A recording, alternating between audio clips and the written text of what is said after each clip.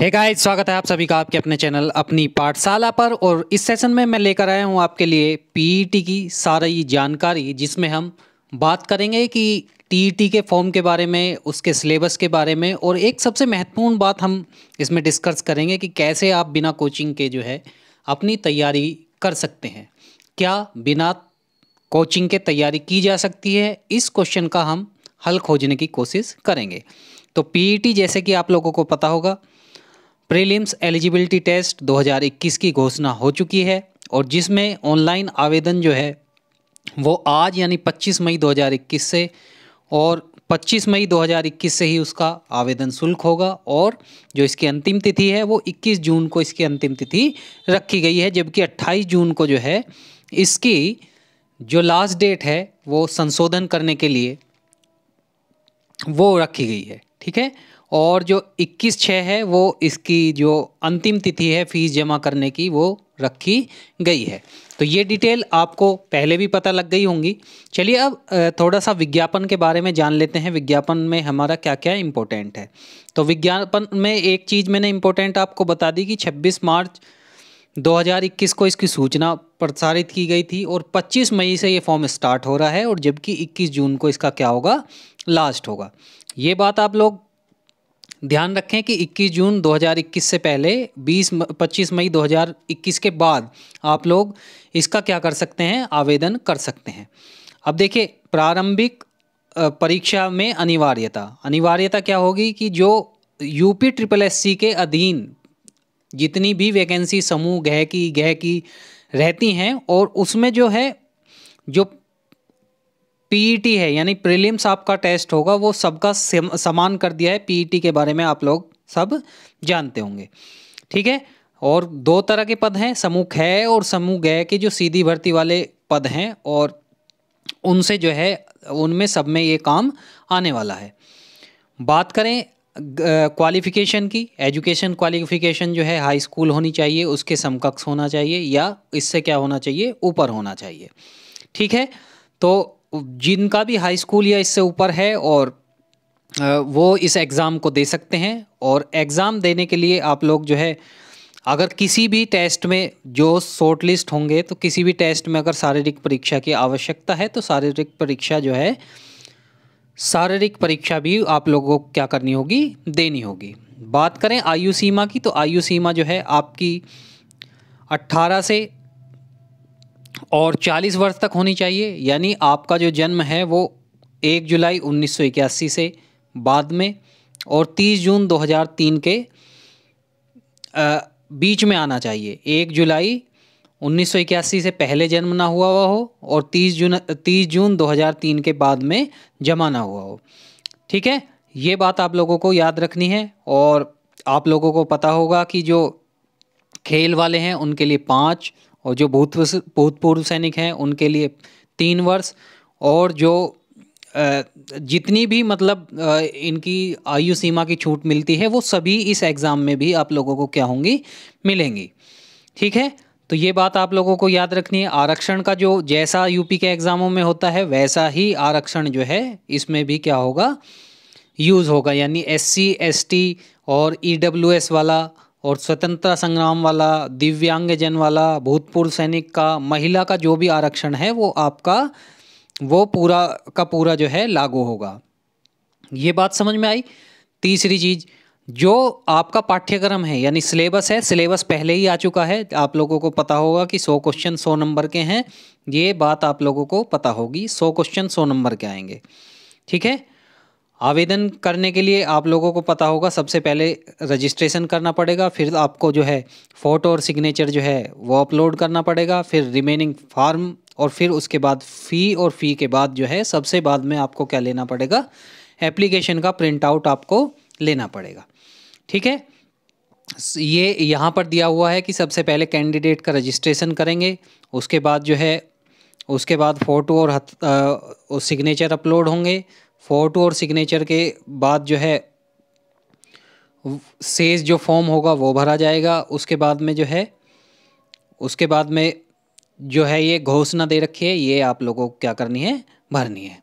ठीक है। शुल्क की बात करें तो शुल्क जो है, जो सामान्य वर्ग है, सामान्य वर्ग के लिए आवेदन शुल्क क्या है, 60 रुपये है, 25 रुपये इसकी ऑनलाइन प्रक्रिया है। और तो टोटल जो है, जो जनरल कैटेगरी है 185 रुपये, जो 185 रुपये ओबीसी को देने पड़ेंगे, एससी को कितने 95, एसटी को 95, और विकलांगजन जो है उनके लिए 25 रुपये का शुल्क लगेगा। यानी आवेदन शुल्क विकलांगजन में बिल्कुल 0 है। ठीक है। और जो यहाँ पर ये पढ़िए कि स्वतंत्रता संग्राम श्रेणी है और भूतपूर्व सैनिक और महिला अभ्यर्थी जो हैं वो अपनी मूल श्रेणी का मतलब है कि अगर जनरल में आते हैं तो जनरल के हिसाब से, अगर एससी में आते हैं एससी के हिसाब से, ओबीसी में आते हैं ओबीसी के हिसाब से, जिस भी कैटेगरी में वो आते हैं उसी के हिसाब से उसका क्या होगा, उनका शुल्क लगेगा। लास्ट में क्या है, एप्लीकेशन को आप लोगों को क्या करना पड़ेगा, प्रिंट करना पड़ेगा। ठीक है। तो ये बात आप लोगों को जाननी है। ठीक है। चलिए अब थोड़ा सिलेबस के बारे में जान लेते हैं। सिलेबस जो है आप लोगों को मैं बता दूं। सिलेबस देखिए, सिलेबस जो है आपके प्रश्नों की संख्या 100 होगी और जो अवधि होगी, अवधि 2 घंटे होगी और उसमें जो है उसमें 100 क्वेश्चन आएंगे 100 नंबर के और 2 घंटे का समय होगा, यानी 120 मिनट में 100 क्वेश्चन 100 नंबर के। 5 नंबर का आपका भारतीय इतिहास आएगा। भारतीय इतिहास के जो टॉपिक हैं वो सिंधु घाटी सभ्यता, वैदिक सभ्यता, बौद्ध धर्म, जैन धर्म, मौर्य वंश में भी विशेषकर सम्राट अशोक, गुप्त वंश जिसमें समुद्रगुप्त, चंद्रगुप्त द्वितीय से आएंगे, हर्षवर्धन और राजपूत काल से संबंधित आएंगे। ठीक है। अब देखिए मैं आपको बता दूं कि आप लोग अगर कोचिंग नहीं कर रहे हैं तो कोचिंग के बिना आप लोगों को तैयारी कैसे करनी है। अगर आप लोग कोचिंग नहीं कर रहे हैं तो आपके पास सिलेबस आप हमेशा क्या होना चाहिए, हमेशा सिलेबस आपके पास होना चाहिए। एक दूसरा जो है आपके लिए आपके पास एक एंड्रॉयड फ़ोन होना चाहिए और जिसमें आपकी यूट्यूब होनी चाहिए। तो आप लोग क्या करेंगे, जैसे आप लोगों को इस सिलेबस के हिसाब से पढ़ना है। आज आपको चैप्टर पढ़ना है सिंधु घाटी की सभ्यता।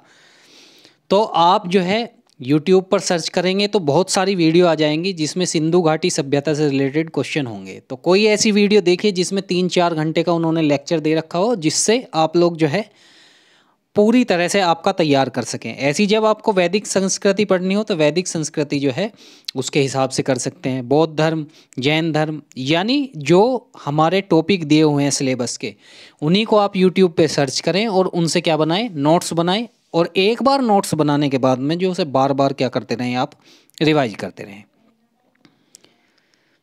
ठीक है। बात करें जो मध्यकालीन भारत में से क्या आने वाला है, सल्तनत, मुगल साम्राज्य, मराठा और ब्रिटिश राज का उद्भव और ब्रिटिश राज का सामाजिक आर्थिक प्रभाव। और जो मॉडर्न हिस्ट्री है यानी आधुनिक भारत है, आधुनिक भारत में से ये आने वाला है राष्ट्रीय आंदोलन के बारे में, स्वाधीनता आंदोलन के प्रारंभिक, स्वदेशी सविनय अवज्ञा आंदोलन, क्रांतिकाली आंदोलन और उग्र राष्ट्रवाद। ठीक है। भारत छोड़ो आंदोलन, आज़ाद हिंद फौज और नेताजी सुभाष चंद्र बोस के बारे में ये आपका आने वाला है। यहाँ पर ज्योग्राफी भी हमारी कितने नंबर की आएगी, 5 नंबर की, जिसमें भारत और विश्व का भौतिक भूगोल होगा। नदियों और नदियों की घाटी, नदियों से सारे संबंधित आएंगे। भूजल से आएगा, पर्वत, पहाड़ी, हिमनद आएंगे, शुष्क क्षेत्र आएंगे, वन और खनिज। तो ये जो है आप लोग क्या रखेंगे, ये सिलेबस आप लोग डाउनलोड कर लेंगे और उससे टॉपिक वाइज क्या करेंगे, आपने नोट्स बनाएंगे। टॉपिक वाइज नोट्स बनाने के बाद में फिर उन नोट्सों को लगातार क्या करेंगे, लगातार रिवाइज करेंगे। और रिवाइज करने के साथ साथ आप जो है उनको 10 बार 12 बार रिवाइज करेंगे। ऑनलाइन में आपका एक फ़ायदा होता है, ऑनलाइन में आप लोग जो है, अगर आप लोग कोई ऑफलाइन कोचिंग ज्वाइन करेंगे तो उसमें अगर 3 महीने का सिलेबस है तो 3 महीने लेंगे। लेकिन जो ऑनलाइन सिलेबस है, ऑनलाइन सिलेबस में क्या है कि अगर आप लोग 15 दिन में भी पूरा करना चाहते हैं, 10 दिन में भी पूरा करना चाहते हैं, तो आप अपना सिलेबस पूरा कर सकते हैं। ठीक है। ये आप लोग भारतीय अर्थव्यवस्था देखिए, इसमें योजना आयोग, मिश्रित अर्थव्यवस्था का विकास, हरित क्रांति, दुग्ध विकास, बैंकों का राष्ट्रीयकरण आपका आएगा। ठीक है। यहाँ पर ये सारी चीज़ें आएंगी, 5 नंबर की ये हमारी आ जाएगी। आर्थिक सुधार आएंगे आपके, जीएसटी आएगी। ठीक है। भारतीय संविधान में क्या आएगा, भारतीय संविधान की मूल विशेषताएं आएंगी, नीति निदेशक सिद्धांत, मौलिक अधिकार, कर्तव्य, संसदीय प्रणाली। ठीक है। यानी जो हम पढ़ते हैं संविधान वो ही हमारा क्या होगा, आएगा। ठीक है। चलिए, सामान्य विज्ञान में 3 चीज़ आएंगी, भौतिक, रसायन और जीव विज्ञान आएंगी। ठीक है। प्रारंभिक गणित में पूर्ण संख्या, भिन्न दशमलव आएंगी, प्रतिशतता, साधारण अंकगणितीय समीकरण, वर्ग और वर्गमूल, घात और घातांक, और औसत एक हमारा चैप्टर आएगा। कौन सा चैप्टर आएगा? औसत हमारा चैप्टर आएगा। सामान्य हिंदी में जो आता है वही आएगा। संधि, विलोम शब्द, पर्यायवाची शब्द, वाक्यांशों के लिए एक शब्द, लिंग और भिन्नार्थक शब्द, मुहावरे, लोकोक्तियाँ, सामान्य शुद्धियाँ, लेखक एवं संरचनाएं। जो लेखक और संरचनाएं हैं ये जो है आएंगी। तो आप लोग क्या कर सकते हैं, आप लोगों को जैसे संधि पढ़नी है तो यूट्यूब पर सर्च कीजिए संधि कंप्लीट लेक्चर, संधि कंप्लीट लेक्चर, इतना आपको सर्च करना है। बहुत सारी वीडियो आएंगी, कोई भी एक वीडियो ले ले। ठीक है। कोई भी पढ़ाने वाला जो है बेकार नहीं पढ़ाएगा, बस आपका जो है तरीका, किसका तरीका आपके तरीके से मैच कर रहा है, आप लोगों को ये खोजना पड़ेगा। अब देखिए, फ्री में पढ़ना है तो ये चीज़ आप लोगों को क्या करनी पड़ेगी, ढूंढनी ही पड़ेगी। ठीक है। चलिए, सामान्य अंग्रेजी में क्या आएगा? अंग्रेजी व्याकरण, जैसे noun, pronoun, preposition, adjective, adverb, ठीक है, कंजक्शन, ये सब आपके आएंगे। तो और एक जो है अनसीन पैसेज आएगा। और रीजनिंग की बात करें तो रीजनिंग में जो है, रीजनिंग तो सबकी बहुत अच्छी होती ही है, बस आप लोगों को क्या करनी है, प्रैक्टिस। ठीक है। जिसमें जो है स्टेटमेंट कंक्लूजन के होंगे, कोडिंग डिकोडिंग के होंगे, ठीक है, कारण प्रभाव के होंगे, कैलेंडर घड़ी होगी, समूह से भिन्न भिन्न को अलग करना होगा, ठीक है, एनालॉजी होगी, रैंकिंग होगी, वृत्त और लघु होंगे। ठीक है। सबसे इम्पोर्टेंट जो इसका वेटेज होने वाला है वो वेटेज होने वाला है हमारा करंट अफेयर का। यानी करंट अफेयर जो है अब आप बिल्कुल भी मिस ना करें। करंट अफेयर अगर आप मिस करेंगे तो आप अपने आप को सिलेक्शन से क्या कर लेंगे, दूर करेंगे। ये बात आप लोगों को याद रखनी है। ठीक है। जो जनरल अवेयरनेस है आपकी, जनरल अवेयरनेस और जो करंट अफेयर है वो ही आपका सिलेक्शन डिसाइड करेगी, क्योंकि 20 नंबर की हैं ये। अब जनरल अवेयरनेस में क्या आएगा, जनरल अवेयरनेस के टॉपिक देख लीजिए, जिसे हम क्या बोलते हैं, स्टैटिक जीके, स्टैटिक जीके। ठीक है। स्टैटिक जीके का पोर्शन बहुत ज़्यादा आने वाला है। क्या पोर्शन आएगा? पड़ोसी देश के बारे में आएगा। तो जिन पड़ोसी देशों से भारत की सीमा लगती है वो आप लोगों को याद रखनी होगी। देश, राजधानी, उनकी मुद्राएं याद रखनी पड़ेंगी। भारत के राज्य, केंद्र शासित प्रदेश, उनके बारे में पूरा स्टैटिक जीके। ठीक है। तो उसके लिए आप हमारी सीरीज़ देख सकते हैं, एक सीरीज़ है वन डे वन स्टेट की, वो सीरीज़ आप लोग देख सकते हैं। भारत की जो सारी संसद हैं, विधान परिषद हैं, कहाँ कहाँ कितनी सीट हैं, वो सब याद रखनी पड़ेंगी। तो वन डे वन स्टेट में आप लोगों को वो मिल जाएगा। सारे दिवस याद रखने पड़ेंगे। जो विश्व के संगठन हैं उनके मुख्यालय याद रखने पड़ेंगे। भारत में जितने भी पर्यटन स्थल हैं वो आप लोगों को याद रखने पड़ेंगे। भारत की जितनी भी कलाएँ हैं, जितने भी लोक नृत्य हैं, जितने भी शास्त्रीय संगीत हैं, वो सब आप लोगों को याद रखने पड़ेंगे। भारत के जितने भी खेल हैं उनके बारे में, उनके जो नाम शब्दावली हैं वो याद रखनी पड़ेंगी। इसरो के बारे में याद रखना पड़ेगा। जो लेखक पुस्तक हैं उनके बारे में, पुरस्कार विजेता और जलवायु परिवर्तन के बारे में आप लोगों को क्या करना पड़ेगा, याद रखना पड़ेगा। ठीक है। और जो है अनसीन पैसेज एक 10 नंबर का आएगा, किसमें, हिंदी में आपका। ठीक है। ये बात आप लोगों को याद रखनी पड़ेगी। एक इन्होंने मेन दिया है कि ग्राफ की व्याख्या आएंगी। ठीक है। 2 ग्राफ आएंगे आपके, 2 ग्राफ में जो है आप लोगों के 5-5 प्रश्न आएंगे जो 10 नंबर के होंगे। ठीक है। ग्राफ आएगा और आपका पाई चार्ट आएगा। यानी ये दोनों पोर्शन जो हैं, ये दोनों पोर्शन DI के हैं, डाटा इंटरप्रिटेशन के ये दोनों पोर्शन हैं। ठीक है। तो आप लोग क्या करेंगे, सबसे पहले अगर आपको फ्री तैयारी करनी है, क्या तैयारी करनी है, फ्री एकदम तैयारी करनी है, तो सबसे पहले आप लोग क्या करेंगे, आप लोग सिलेबस अपना डाउनलोड करें। ठीक है। और अपना सबसे पहले क्या करें, अपना सबसे पहले सिलेबस कंप्लीट करें। सिलेबस को क्या करें, कंप्लीट कैसे करेंगे, मान लिया हिंदी में आप लोगों को क्या पढ़नी है, हिंदी में आप लोगों को संधि या कोई भी चैप्टर पढ़ना है। ठीक है। तो आप लोग यूट्यूब पर क्या सर्च करेंगे, संधि फुल चैप्टर, क्या करेंगे, फुल चैप्टर आप लोग सर्च करेंगे तो आप लोगों को बहुत सारे मिल जाएंगे। उसमें से ही किसी एक को, पूरे चैप्टर को लें और उसमें से नोट्स बनाएं। नोट्स बनाने के बाद उसे बार बार क्या करते रहें, रिवाइज करते रहें। और अपनी जो है क्या कर सकते हैं, अपने जो है बार बार बहुत सारे क्वेश्चनों की क्या करेंगे, प्रैक्टिस। ज़्यादा से ज़्यादा क्वेश्चनों की प्रैक्टिस करेंगे तो ज़्यादा से ज़्यादा आपको ज्ञान प्राप्त होगा। ठीक है। बात करें बुक लिस्ट की, तो बुक लिस्ट में आप लोगों को पता होगा कि हिंदी की सबसे बढ़िया बुक कौन सी है। हिंदी की सबसे बढ़िया बुक है आपकी ल्यूसेंट। ठीक है, ल्यूसेंट की आप बुक यूज़ करेंगे और साथ साथ आप लोग जो है यूपी पीसीएस के जो हिंदी के पेपर हैं, यानी यूपी के किसी भी एग्ज़ाम में या यूपी ट्रिपल एससी के पुराने जो जितने भी हमारे प्रीवियस ईयर क्वेश्चन हैं उनको हम क्या करेंगे, लगाएंगे। ठीक है। दूसरा मैथ की बात करें, मैथ में आप लोग कोई भी बुक ले सकते हैं, रीजनिंग में आप लोग कोई भी बुक ले सकते हैं, क्योंकि मैथ और रीजनिंग बहुत ज़्यादा आसान आने वाली है, उससे डरने वाली आप लोगों को ज़रूरत नहीं है। कोई भी एक चैनल लीजिए यूट्यूब पर और करंट अफेयर जो है डेली आप लोग जो है उसका लगा सकते हैं। ठीक है, मैं किसी का, ठीक है, आप लोग कोई सा भी चैनल इस्तेमाल कर सकते हैं।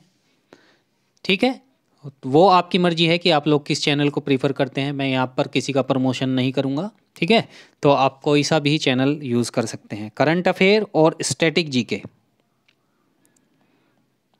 करंट अफेयर और स्टैटिक जीके जो है आप लोगों को क्या करनी है, बहुत ज़्यादा अपनी बढ़िया करनी है, तभी आप लोग क्या कर पाएंगे, सिलेक्शन।